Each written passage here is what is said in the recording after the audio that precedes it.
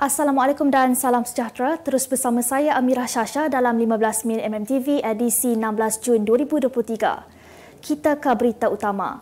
Lembaga Hasil Dalam Negeri LHDN didakwa menyerbu kediaman Ketua Pembangkang Datuk Sri Hamzah Zainuddin Selasa lalu. Sumber memberitahu dalam serbuan kira-kira pukul 11 pagi, ahli Parlimen Larut itu difahamkan turut berada di rumah. Menurutnya, serbuan tersebut adalah susulan terdapat beberapa cukai yang tidak dilaporkan. Penguatkuasa turut dikatakan merampas beberapa fail termasuk dokumen pemilikan aset dan akaun. Bulan lalu, Hamzah mengesahkan beliau dipanggil Suruhanjaya Pencegahan Rasuah Malaysia bagi memberikan keterangan berkait satu kes pendakwaan di Mahkamah Seksyen Kuala Lumpur.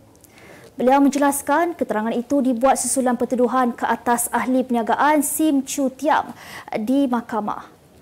Hamzah mendakwa kes pertuduhan di mahkamah membabitkan ahli perniagaan itu yang turut mengheret namanya jelas bertujuan untuk merosakkan nama baiknya, Bersatu dan Perikatan Nasional. Sementara itu, Perdana Menteri Datuk Seri Anwar Ibrahim menjelaskan beliau tidak dimaklumkan mengenai serbuan tersebut. Tambah beliau, serbuan dan penggeledahan itu adalah urusan agensi berkenaan selaku badan penyiasat. Tindakan PAS menyamakan kilangan tanah milik orang Melayu di Pulau Pinang dengan kilangan tanah penduduk Palestin kepada Israel adalah satu tuduhan liar dan tidak berasas. Ketua Menteri Pulau Pinang, Chow Kon Yeow menyangkal dakwaan PAS itu yang sama sekali tidak benar. Malah Kon Yeow menjelaskan pengiraan statistik berkaitan pemilikan tanah di negeri itu juga dibuat tanpa mengira kaum. Beliau berkata demikian pada sidang media selepas Majlis Perasmian dan Penyerahan Pusat Transit Gelandangan Pulau Pinang di Georgetown hari ini. Terdahulu, sebuah portal berita melaporkan PAS telah menyamakan isu pemilikan tanah di Pulau Pinang dengan keadaan di Palestin. Portal itu mendakwa PAS membangkitkan bagaimana Israel menguasai tanah Palestin dari 1.5% pada 1918 sehinggalah rakyat Palestin menjadi pelarian di negara sendiri. Dalam artikel itu juga, PAS mendakwa kajian pada 2010 mendapati pemilikan tanah orang Melayu di Pulau Pinang hanya tinggal 27%.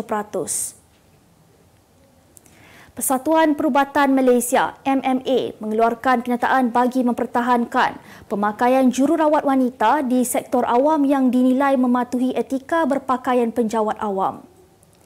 Presidennya Dr. Muruga Raj Rajaturai berkata, MMA percaya pakaian seragam jururawat Kementerian Kesihatan ketika ini adalah praktikal kerana ia dilihat tidak menyekat pergerakan semasa menjalankan tugas. Beliau membidas kenyataan ahli Parlimen Perikatan Nasional Wan Razali Wan Noor yang mempersoalkan etika pemakaian jururawat wanita dan menyifatkan kenyataan tersebut adalah tidak wajar kerana ahli Parlimen tersebut lebih mementingkan pakaian berbanding masalah rakyat.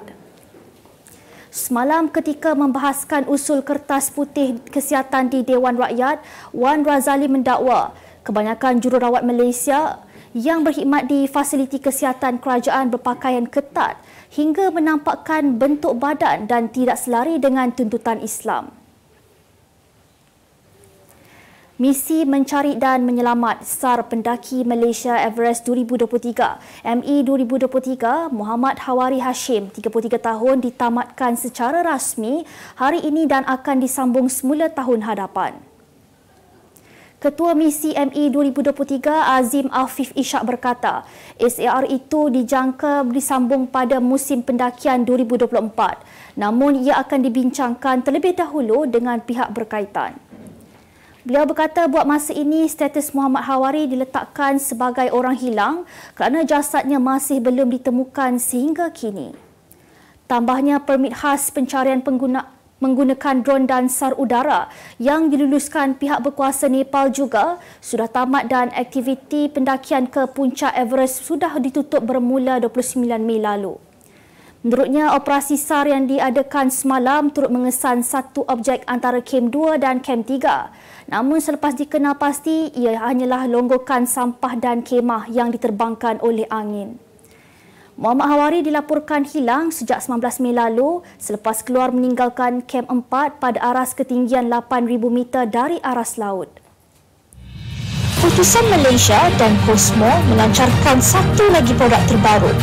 Apa yang ada dalam Iklanega? Ia adalah platform yang tepat dan efektif untuk mengiklan antaranya berbagai jenis notis, cartan kosong, hartanah, tender, kenderaan, mencari wali atau waris dan berbagai lagi. Apa yang anda cari? Semuanya ada di sini. 2 dalam 1. Layari iklaneka.utusan.com.my. Seorang lelaki yang tular baru-baru ini kerana menunjal kepala seorang pemandu wanita menangis ketika membuat rayuan di Mahkamah Magistrate Cameron Highland hari ini selepas mengaku bersalah mencederakan 2 pekerja restoran Ahad lalu. Tertuduh Muhammad Zaim Faiz Tarmizi, 29 tahun, gagal menahan sebab ketika mengemukakan rayuan di hadapan Magistrate Qasiratul Jannah Usmani Othman. Mengikut pertuduhan pertama dan kedua, dia didakwa dengan sengaja memaki hamun dan memarahi 2 pekerja restoran dengan kata-kata kesat seperti babi sebelum menampar mereka hingga menyebabkan kecederaan ke atas V. Dennis Pillai, 23 tahun dan lelaki warga India Samir Das, 28 tahun pada pukul 4.20 petang 4 Jun yang lalu. Dalam rayuannya, Muhammad Zaim memohon agar hanya dikenakan hukuman denda yang paling minimum kerana mengambil kira tanggungan seorang anak dan isteri yang sedang sarat hamil selain telah menginsafi perbuatannya itu. Qasiratul Jannah kemudiannya menjatuhkan hukuman penjara 9 hari dan denda RM1,000 bagi setiap pertuduhan dan kedua-duanya hukuman berjalan serentak bermula tarikh ditangkap semalam. Penyanyi rap popular MK Keklik selamat bergelar suami kepada Siti Hajar Sheikh Nordin dalam sebuah majlis di Ampang pagi tadi. Pasangan itu dinikahkan oleh penolong pendaftar nikah Kariah Masjid Jamil Huda, Ampang, Haji Mahdi Mat Zain, diwakili bapa pengantin perempuan, Datuk Seri Dr. Sheikh Nordin Sheikh Ahmad. Sementara itu, MK atau nama sebenarnya Muhammad Hairi Amin Hamdan menyerahkan mas kahwin sebanyak RM302 dan seutas gelang tangan emas. Majlis akad nikah itu turut dihadiri 100 orang tetamu terdiri daripada ahli keluarga dan kenalan rapat kedua pengantin. Difahamkan majlis resepsi pasangan ini akan berlangsung esok. Kita ke berita dunia. 79 mangsa dikuatiri maut dalam nahas sebuah bot membawa migran yang karam di selatan Greece dan menjadi antara bencana terburuk di benua Eropah. Berita antarabangsa melaporkan kira-kira 100 kanak-kanak berada di atas bot itu dan mendakwa lebih ramai mangsa masih hilang dengan laporan menunjukkan seramai 750 orang menaiki bot berkenaan. Saluran televisyen melaporkan 9 orang termasuk beberapa warga Mesir ditangkap kerana disyaki memperdagangkan manusia. Malah pengawal pantai Greece dikritik kerana tidak campur tangan lebih awal. Pasukan penyelamat masih menjalankan misi pencarian di sekitar lokasi kejadian selepas bot itu terbalik hampir 50 batu nautika dari pantai barat daya Greece, walaupun harapan untuk menemui lebih ramai mangsa yang terselamat semakin menipis. Bot itu dikatakan berlepas tanpa penumpang dari Mesir dan berhenti di pelabuhan Tobruk di Libya, di mana ia memuatkan pendatang asing sebelum menuju ke Itali. Sekurang-kurangnya 15 orang terbunuh dan 10 lagi cedera dalam satu kemalangan jalan raya membabitkan sebuah trailer dan bas yang membawa warga emas di wilayah Manitoba, tengah Kanada. Polis Kanada RCMP berkata pihaknya menerima maklumat kejadian kemalangan yang berlaku berhampiran bandar Carberry itu dan menghantar unit penyelamat ke tempat kejadian. Jurucakap polis memberitahu sebuah bas yang membawa kira-kira 25 orang penumpang, kebanyakannya warga emas, bertembung dengan sebuah trailer di persimpangan Lebuh Raya. Perdana Menteri Kanada Justin Trudeau berkata, kejadian itu sangat menyayat hati dan beliau turut mengucapkan takziah kepada waris mangsa. Pihak berkuasa berkata lebuh raya itu ditutup di kedua-dua arah dan pengguna diminta tidak menggunakan laluan berkenaan. Nabi SAW sentiasa menyediakan jalan untuk sentiasa mendapatkan keredaan Allah Subhanahu Wa Taala. Salah satunya hadis Nabi SAW ada 7 golongan yang akan mendapat naungan Allah Subhanahu wa taala, hari yang tidak ada naungan melainkan dari Allah Subhanahu wa taala. Salah satu dari 7 golongan itu ialah seseorang yang berderma, mengeluarkan hartanya sehingga tangan kirinya tidak tahu apa yang tangan kanannya beri. Subhanallah, luar biasa. Adakah anda sudah berinfak melalui wakaf? Jom, saya nak ajak kita sama-sama sertai kempen My7. Potong gaji wakaf tunai serendah RM7 sebulan. InsyaAllah semua orang boleh buat. The power of giving. Berita ekonomi. Kerajaan Persekutuan dalam proses saringan bajet terhadap permohonan 330 projek oleh Kerajaan Negeri Melaka di bawah Rolling Plan keempat RP4 dalam Rancangan Malaysia ke-12 RMK12. Menteri Ekonomi Muhammad Rafizi Ramli berkata, proses tersebut melibatkan semakan belanjawan dan peruntukan daripada kerajaan negeri serta agensi-agensi terlibat. Katanya Kementerian Ekonomi sebagai pihak terakhir yang akan meluluskan permohonan berkenaan perlu diberi ruang secukupnya kerana permohonan itu turut diangkat secara rasmi oleh kementerian dan agensi persekutuan.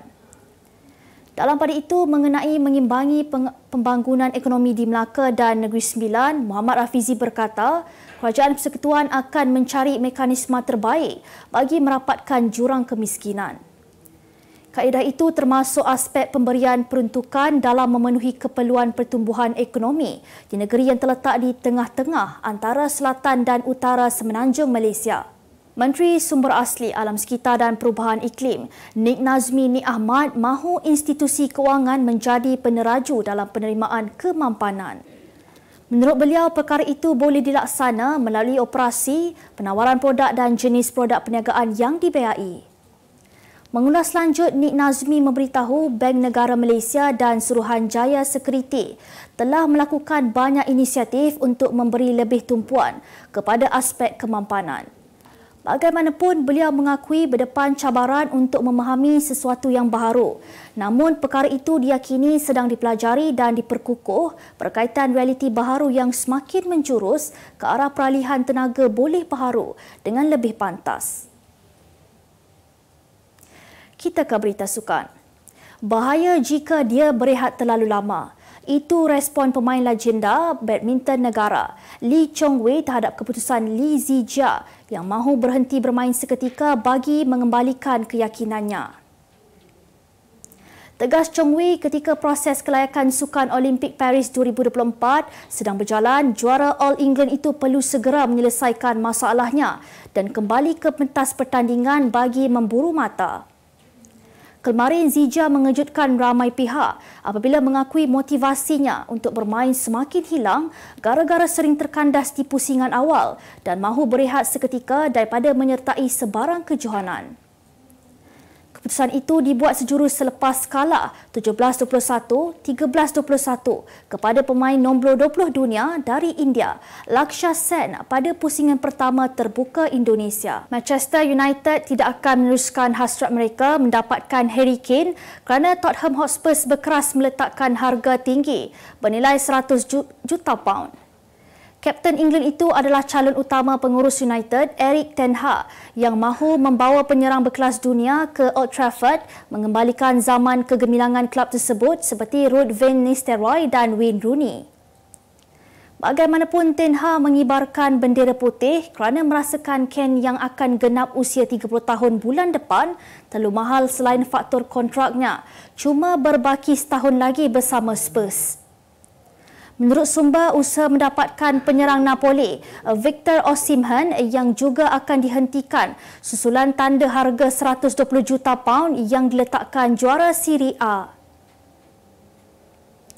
Sebagai penutup 15 minit MMTV hari ini, saksikan laporan cuaca esok Sabtu 17 Jun 2023. Jangan lupa dapatkan akhbar utusan Malaysia dan Kosmo untuk berita-berita terkini dan menyeluruh.